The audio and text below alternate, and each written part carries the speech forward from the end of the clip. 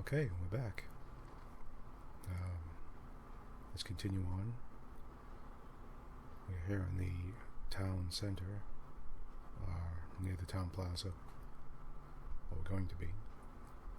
And the king is going to put out some kind of royal decree.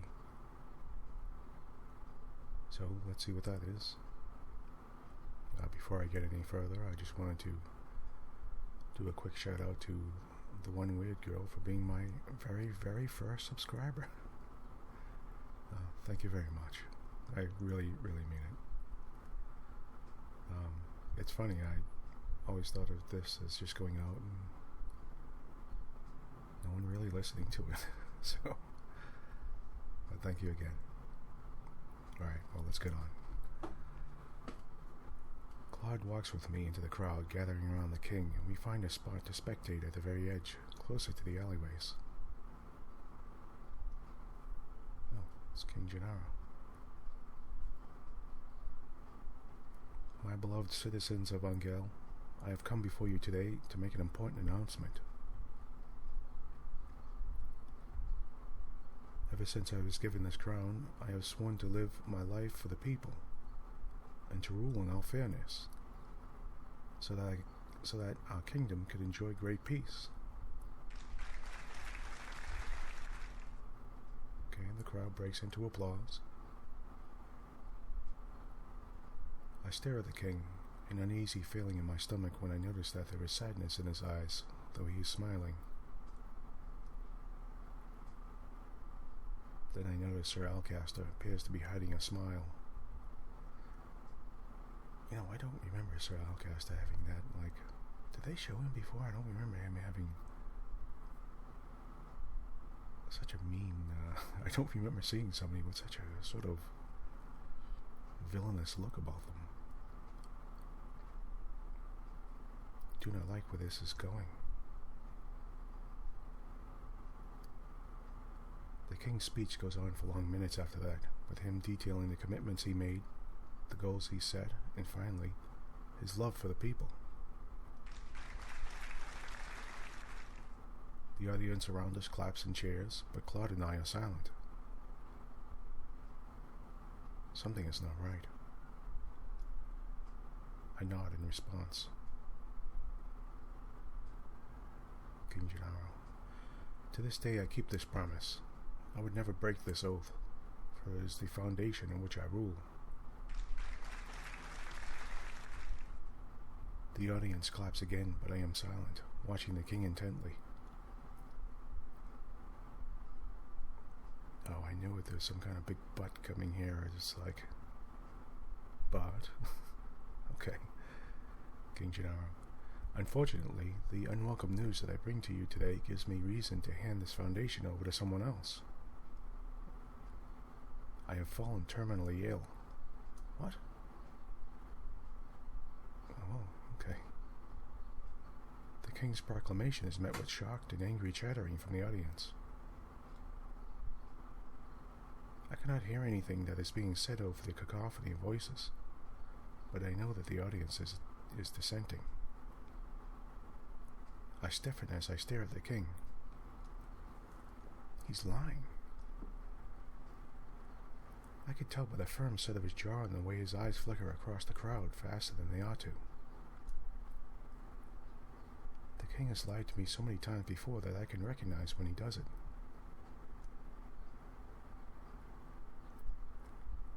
I know that this unfortunate news must come as a shock, but this is an illness for which there is no current cure. As for the question of my successor, well, let's see who we think this is. Alright, Sir Alcaster back there, smiling. He trails off for a few moments, and I think I see something in his eyes that hints at urgency. But I'm not sure why.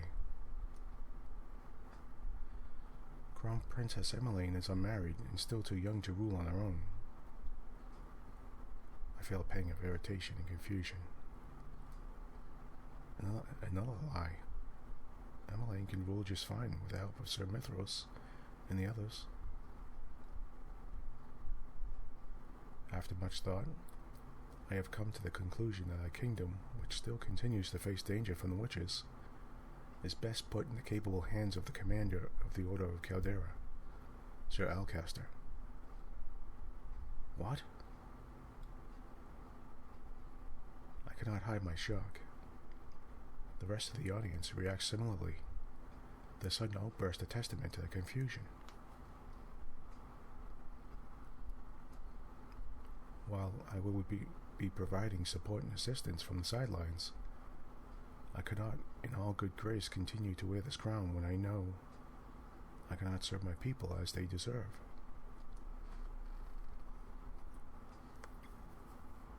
Simply put, I believe that the witches have gained more power in these recent months, and that Sir Alcaster is best suited to deal with these conflicts.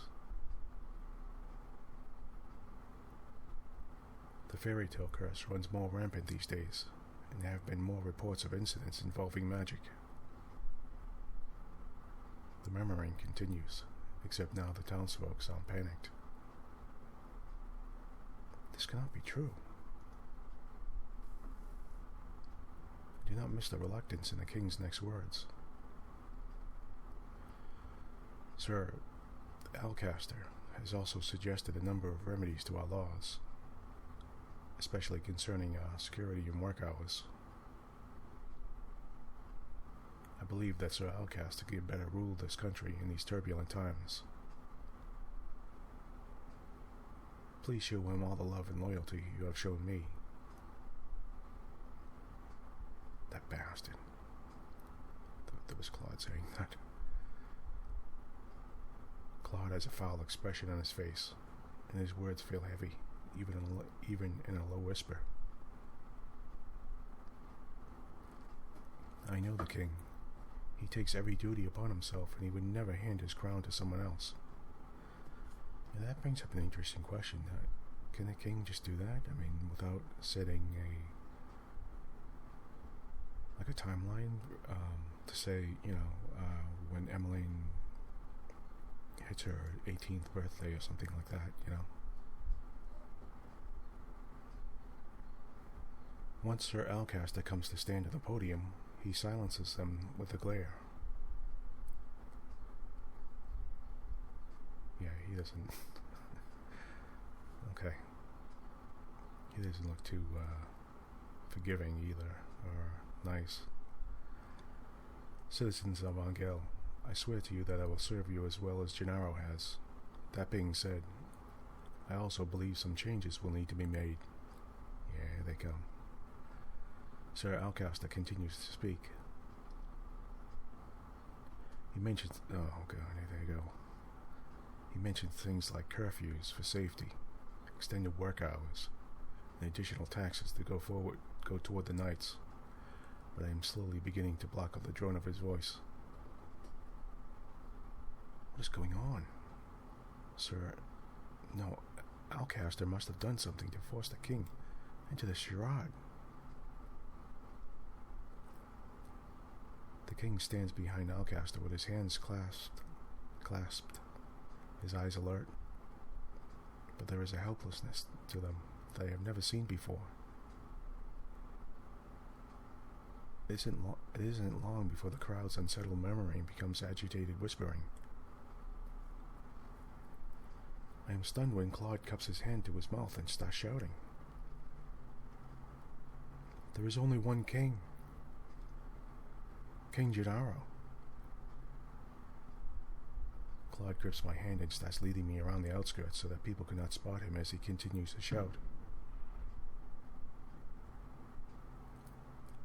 The crowd begins to chant along with Claude, and then they draw nearer to the stage where my father and Alcaster are standing. Crowd. There is only one king, King Gennaro. There is only one king, King Gennaro. Claude. Let's go, Lucette. The crowd is right next to the platform now, and the chant carries on. Claude pulls me behind him, but my mind is on my father and on his desperate eyes. Well, okay, that was a bit of a revelation.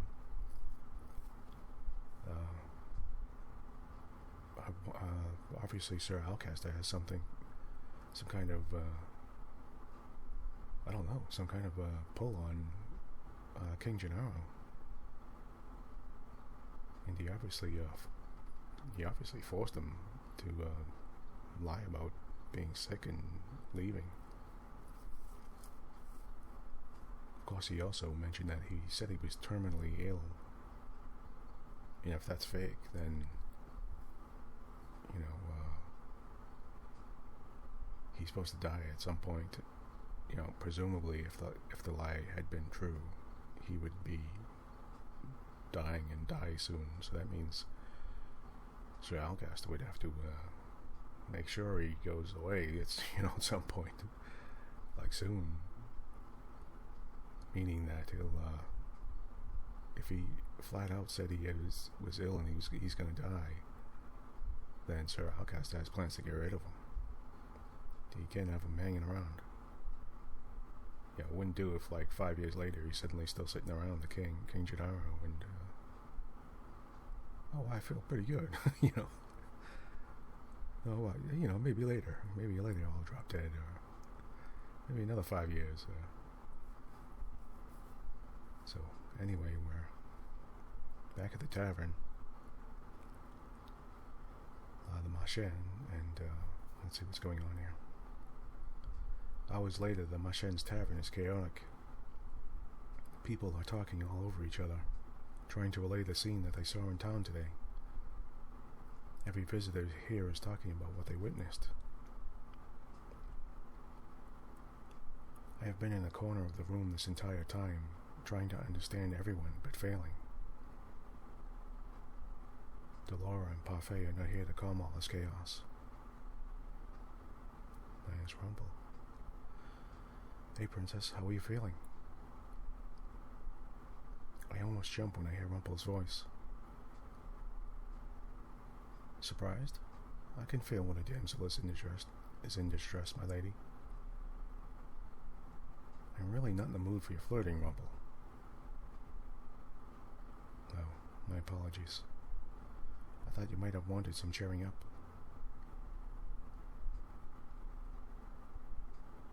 Where's your partner? Well, Rumple looked honestly concerned for a moment. He looks a little upset about Karma there. Lucette, he went out to town to survey the situation.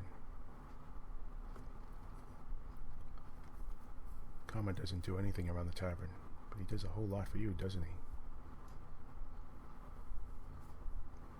I suppose that's the least a man in love can do. I feel myself blush. What is Rumple going on about? Princess, you're pink. I am not. My mind feels all scrambled now. This is all Rumple's fault.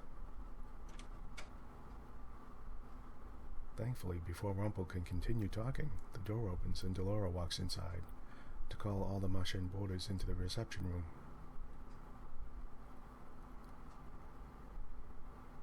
When I step into the reception room, I am surprised to see two familiar figures standing beside Parfait. Oh, gone. Yeah, I'm sort of surprised to see them too, actually. We're in the boarding room, and in the common room, and Emmeline and Rod are here. So Lucette is surprised and says, Emmeline and Rod? Both of them look downtrodden and discouraged. Everyone is noticeably shocked as they step inside. Gollin, the prince and princess? Where did they come from? Jurian, what is happening at the palace? What of Queen Ophelia? Delora, we need silence in the room, everyone. Delora raises her voice, effectively causing everyone to pause. She glances at Parfait, who nods and then turns to look at Rod and Emmeline. Parfait. Princess Emmeline, if you would tell everyone what you told Delora and I. The room is unnaturally quiet as Emmeline begins her story. She starts with the events of 1 week ago. In the middle of a family dinner, Alcaster burst in with soldiers and seized her, Rod and Ophelia, in front of the king. Emmeline still speaking now. Sir Alcaster said if the king didn't hand over his crown, he would kill us. We had no idea a coup would be staged. That's very brazen of him to, just flat out, threaten his family and attack him. The three of them were taken down to the prison cells, with Ophelia taken to a separate cell. Sir Fitzgerald helped us escape, but only just barely. Fritz, are you openly disobeying your father? I hope that he is safe. Alcaster wanted to kill the king. This is Rod speaking now. I'm sure that he still will. But he has no reason to. The king has already handed over his crown. I speak before even realizing. Everyone stares at me, including Rod and Emmeline. Rod, Alcaster is a foul man. I only think he usurped the throne now without violence because he wants less resistance from the people. Yeah, probably. As I said before, if he said he's ill, then Alcaster plans on getting rid of him at some point. Lucette, he never spoke up to my father before. Did you just say father?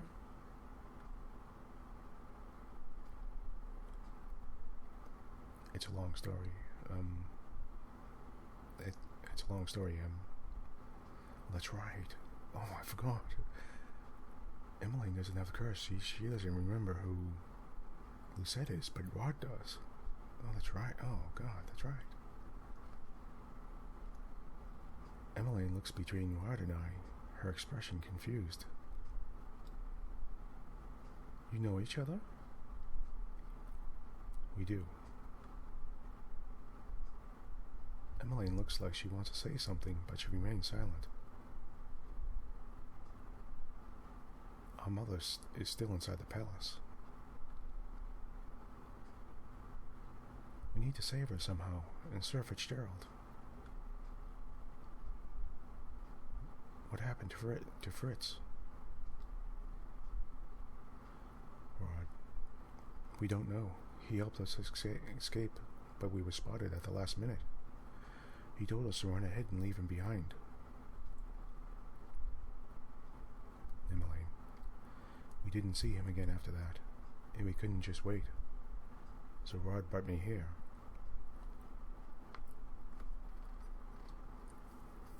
Delora, right now we need to piece together this situation as quickly as we can, and then we need to figure out a way to save the king. Jurian, I knew Alcaster was up to something, but I never thought it would escalate into this. Jurian, what do you know about this? Garland and I weren't stripped of our titles because we disobeyed Alcaster's orders. It was because we overheard Alcaster plotting something and tried to tell the king of his plot. No. We gave him a warning, but the king did not believe us. Not with Alcaster and Mithros whispering in his ears. Does that mean Mithros is in on it too? Garland, the king didn't think Alcaster was possible of such a betrayal. He thought we were trying to turn him against Alcaster for our own gain. So Alcaster stripped us of our titles and banished us from the palace. Lady Parfait found us, and while we were happy to help out at the tavern, He also intended to eventually do something about the mess in the palace. So Alcaster has been planning to do this all this time.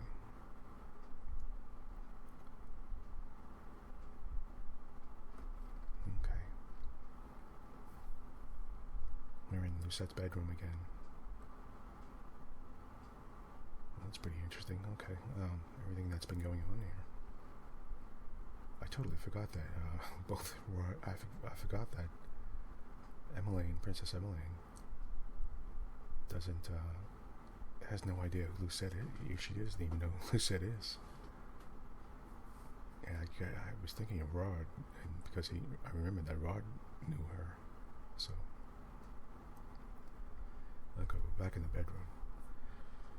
When we part for the night, Buffet and Delora take Rod and Emmeline to a room that they can share.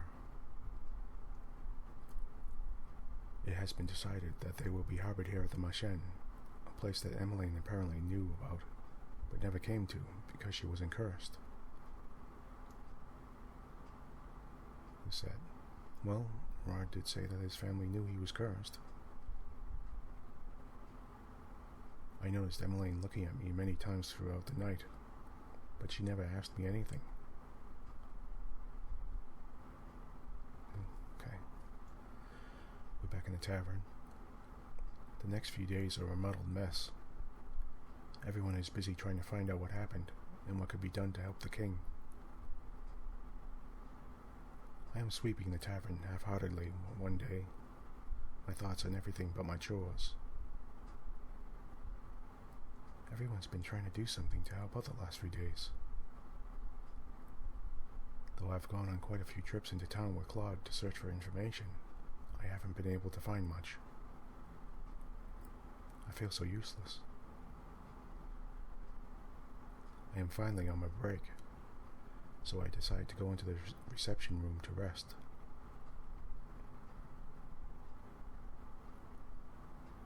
When I step inside, I notice Emmeline sitting on the couch. She waves me over as soon as she sees me.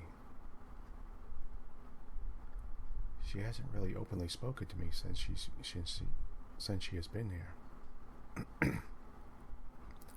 Buffet and Delora have been trying to hide her so as not to cause a ruckus in the Machen.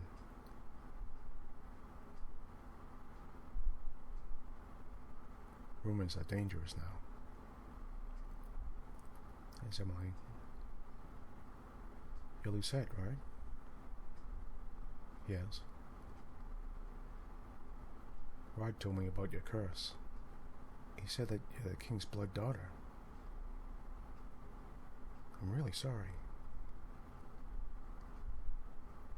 I'm shocked by Emmeline's sudden outburst. What? I didn't mean to, but I took your place. How could I forget my own sister? We're not blood related. That doesn't matter. I would love you regardless. Emmeline was always trying to take me out and do things with me back when I was still in the palace. I distanced myself from her because I thought the king loved her more than he loved me. I still think that maybe he does. We weren't close. Oh, Emmeline looks so sad about that. I barely spoke to you, or to Rod. Didn't he tell you that?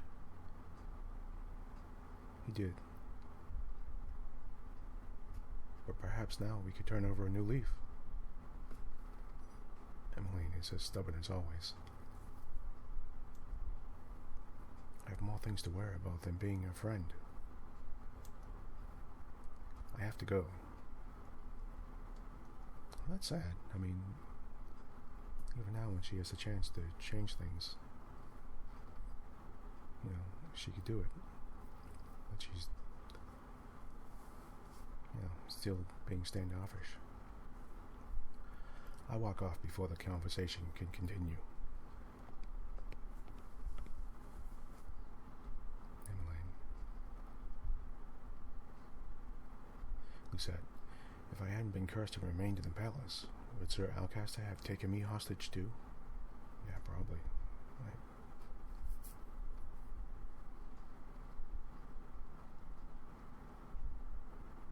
The hours tick by, and as the tavern is emptied for the day, Delora calls everyone together to explain what she and Parfait have pieced together about the situation. Delora. Alright, everyone. We've come upon some new information. The first is that Alcaster has cracked down on the riots in town. Anyone seen protesting his rule is thrown in prison. The king always valued the people's opinions. Alcaster does not want opinions. He only wants to rule with an iron fist. Our patrols have shown that there is overall more security in the palace and around the town. They have been charged with keeping people quiet in whatever ways they could possibly can. As we heard from the prince and princess, things are the most turbulent in the palace. The king is still alive, but it is unlikely he will stay that way for very long.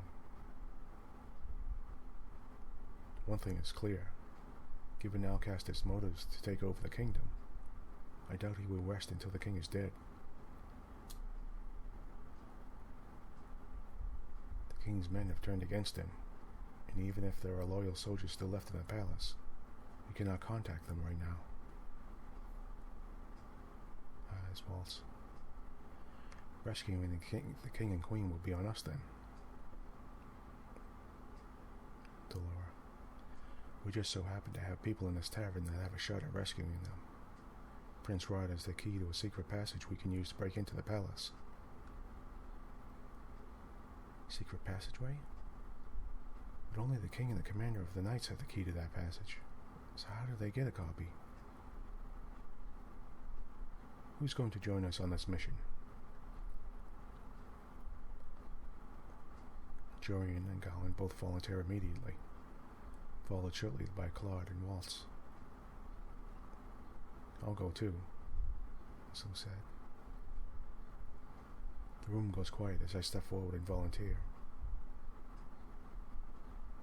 Parfait. Princess, we can't just allow you to put yourself in danger. I look at Claude, who is staring at me, shocked. I took up the sword so I could protect those I care about. Princess, you don't have nearly enough practice. But I can help. I still have time to learn. Delora. I agree with Parfait, Princess. The palace isn't the place for you to try out your newfound sword skills. Then you may as well chain me up, because I refuse to stay here while you all go save the king. Princess. Jorian. Well, she has been practicing with the rest of us. Don't encourage her, Jorian. It's not like any of us can stop her anyway. You're right. The princess is quite stubborn. Claude agrees with Jorian, but I can tell that he does not like the idea of me going along with him. Waltz. If only we had the time to get reinforcements from Karma's country. Karma's? That's Rumple speaking. Country? Brigantia. Rumple. How is it possible that a Brigantian citizen can simply ask for reinforcements? Claude says no. Waltz. Karma is the crown prince of Brigantia. He shouldn't have said that. No. He shouldn't have just... Okay. There's some shuffling in the room as everyone turns to gawk at Claude. Rumple, Anise, Rod, and Emmeline all look shocked by this revelation. Emmeline. You're the lost prince? Lost prince. Sounds like such a tragedy, doesn't it? Anise suddenly looks distressed as she fiddles her thumbs. All this time and I never knew. I'm so sorry, Your Highness. There's no need for formalities, Anise. But I am the lost prince after all. I keep my lineage a secret because right now I am just a normal commoner. But you're the prince. Can you still ask for reinforcements? Even if I did ask for reinforcements, I'm pretty sure they would never come in time. Besides, I can't go back to my kingdom yet. He cannot go back while he's still cursed. And I would also say that it would look really strange if suddenly an army from Brigantia suddenly come barging into Angel. That might look like a takeover or a takeover attempt. Or he could, Sir Alcaster could turn it that way or say something like that. The conversation continues in a more solemn tone. Eventually we start speaking of our plan to enter the palace.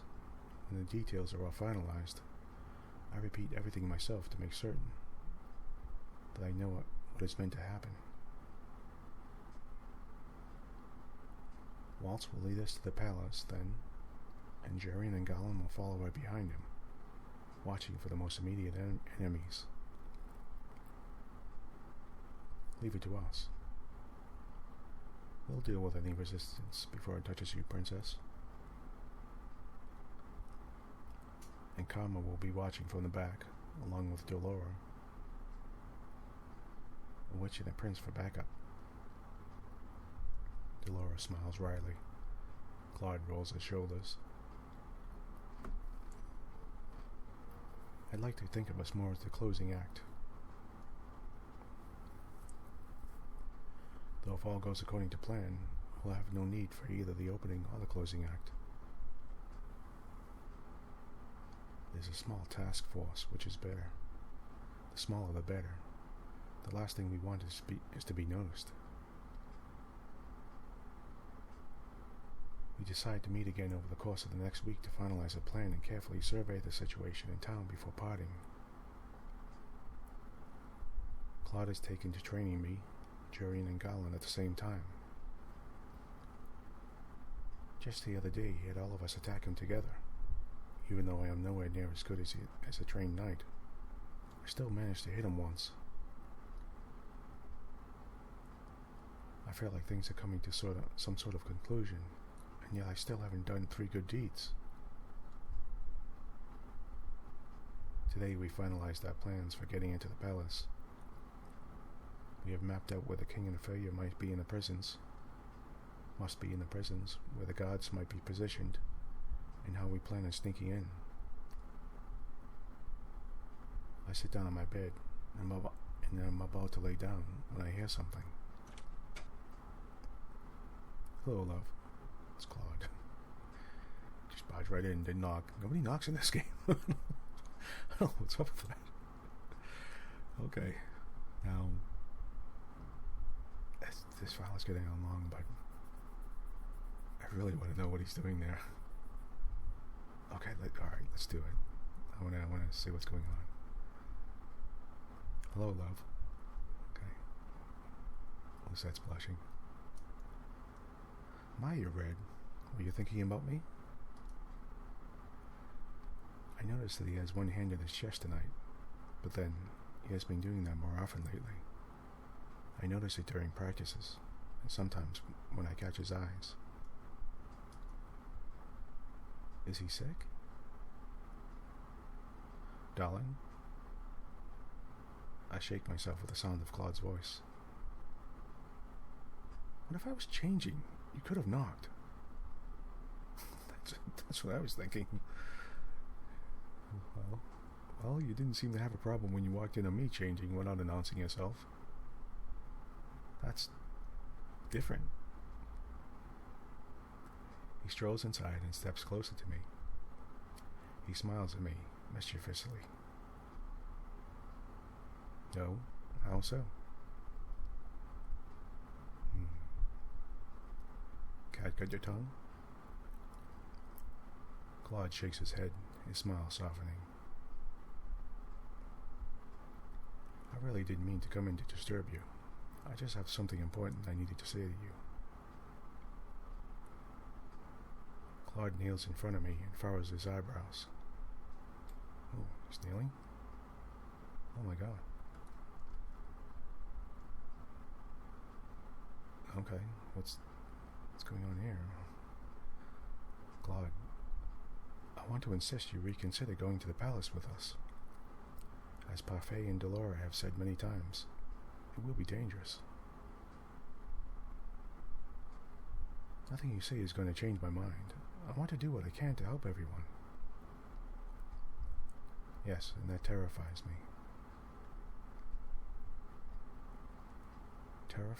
Terrifies you?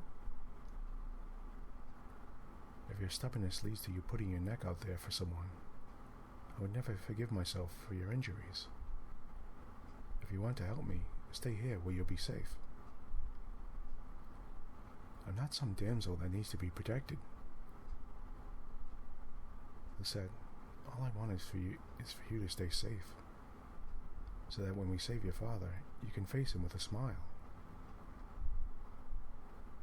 I won't be able to face my father unless I am one of the people to save him. Stubborn, as always.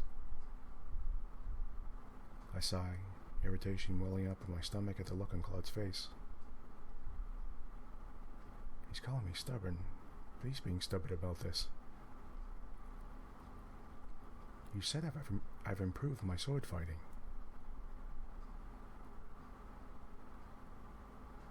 You have. You've improved so much because of your resilience and drive, and because you're genuinely interested. It's because I have a good teacher. No, your compliment and gentle music is to my ears. Your compliments mean a lot to me, Lucette. My eyes fixate on his soft smile and at the gentle crinkles at his eyes. Our eyes lock in for a few moments. I am aware of a slight energy between us.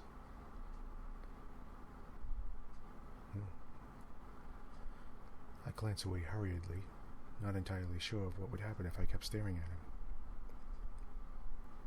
My heart beats unsteadily in my chest.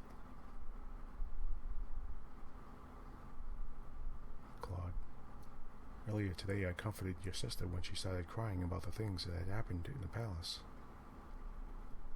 Emmeline? Why would he comfort her? I saw her crying downstairs in the reception room earlier today, without anyone there. She is a rather sweet girl. I keep thinking that the two of you are completely different. You're both strong-willed and stubborn, but she wears her emotions on her sleeve, while you keep it all inside of you. I'm not hiding anything if that's what you're implying. Mother always told me crying was weak. Claude stands up and leans forward. Before I know it, I am in his arms. No. Lucette, I'm always here for you. I feel flustered again and my mind feels foggy. I can barely comprehend what's in my mind or in my heart. Well, I have a choice. I can say thank you or I am sorry. Why would I say I'm sorry? Well, wait. Come back. Yeah, I'm always here for you. Why would I say I am sorry? Well, I'd say thank you. You never need to thank me, Lucette. But you've done so much for me. It's not just the sword fighting, it's your patience, your company, your saving me when I needed help. That's not true. I'm pretty sure I'm the most selfish person in this tavern. All I ever want is things for myself. No. I never thought you were selfish, Claude. He puts a hand to my cheek and looks at me solemnly. You don't think that me wanting you is... Whoa. Excuse me, what was that? Suddenly he steps back, his hand on his chest again, his breathing heavy. I stare at Claude with wide eyes. He looks angry suddenly. Claude, are you okay? I'm fine. He sighs out slowly, but he sounds obviously pained. I'll go get Anise. No. I'm fine. I swear it's just a spell of dizziness. But he manages a small, tight-lipped smile before he straightens and shakes his head. His hands are visibly shaking. I must be tired. Claude, don't tell anyone about this, okay? I don't want them to worry. Why is he always so stubborn? He is obviously in pain. I clench my hands into fists as I frown at him. Why must you always be so secretive? You're keeping something from me, Claude. I'm sorry, Lucette. Claude abruptly leaves the room, leaving me with my fragmented thoughts. Okay. Chapter 9, The Rescue. Okay, this file has gone on for a while. I think this is a good time to stop. So, I'm glad you're listening, and things are starting to pick up and get interesting now. Let's see what happens. I'm sure Lucette is not going to skip out on the rescue, so I want to see what goes on. Okay, well, thank you for listening again, and I hope things are good for you. And I hope I'll see you again soon, so...